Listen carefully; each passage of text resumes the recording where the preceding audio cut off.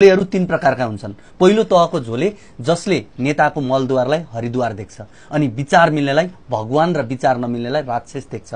ऊ प्राय नेतृत्वको वरिपरि घुमिरहन्छ। आफ्नो कामप्रति जिम्मेवार र जवाबदेही हुनुभन्दा नेताप्रति जिम्मेवार र जवाबदेही हुन्छ। ऊ नेताको गुणगान गाइरहन्छ। उसका सपनाहरू पनि धेरै ठूला हुन्छन्। आफैले नेतृत्व गरिरहेको छु भन्ने भ्रम हुन्छ। यस्ता झोलेहरूले नेतृत्वलाई गलत सल्लाह दिन्छन् र सानो कुरालाई अतिरञ्जित गराउन माहिर हुन्छन्। यिनीहरूमा अत्याधिक अवसरवादीपन हुन्छ।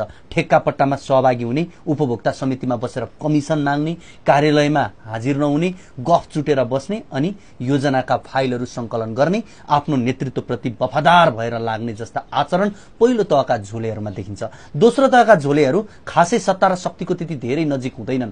कहिलेकाहीँ आफ्नै नेतृत्वप्रति जय जयकार मनाए पनि आफ्नो कामप्रति पनि प्रतिबद्ध हुन्छन्। सही र गलतलाई विश्लेषण गर्न सक्ने क्षमता यिनीहरूमा हुन्छ। शक्ति र पहुँच भन्दा कामप्रति बढी विश्वास गर्छन्। राजनीतिलाई बुझेका हुन्छन् तर त्यति धेरै चर्को राजनीति गर्दैनन्। यस्ता झोलेहरू नेता भन्दा बढी झण्डाप्रति विश्वास राख्छन्। पार्टीका दस्तावेजहरू अध्ययन गर्छन्, सही र गलत छुट्याउन जानेका हुन्छन्। यस्ता झोलेले आफ्नो नेतृत्वलाई रचनात्मक सुझाव दिन्छन् र यिनीहरूसँग सकारात्मक आलोचना सहन सक्ने क्षमता पनि हुन्छ।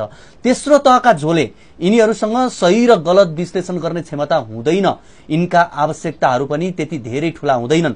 यो तहका झोलेहरू पार्टीका वफादार कार्यकर्ता वा गणेउलाहरू हुन् जसले राजनीतिको धरातलमा बसेर काम गर्छन्, निर्वाचनमा भोट हाल्छन्। कहिलेकाहीँ रक्सी मासु भए पनि चित्त बुझाउनु पर्ने यिनको बाध्यता हुन्छ। यस्ता झोलेहरू स्थायी स्वभावका हुँदैनन्। मौका मिले जसको झोला बोक्न पनि तयार हुन्छन्। यस्ता झोलेहरूको संख्या करिब 20% जति होला। अब भन्नुहोस्, तपाई कुन वर्गको झोलेमा पर्नुभयो कमरेड?